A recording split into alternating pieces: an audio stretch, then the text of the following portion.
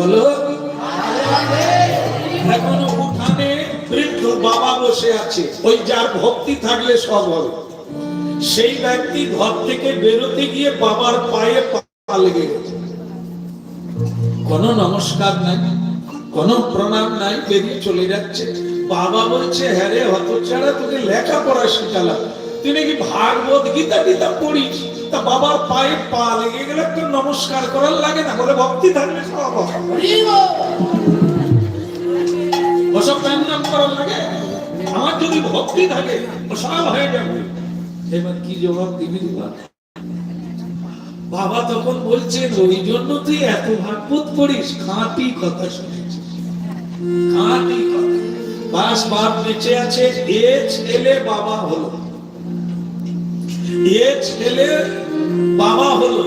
এ যখন বাবা হলো, ও ছেলে বাবাকে লাথি মারবে।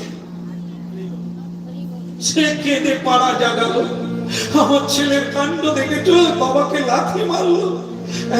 এদেরকে কি কষ্ট করে মানুষ করেছি। বুড়ো বাপ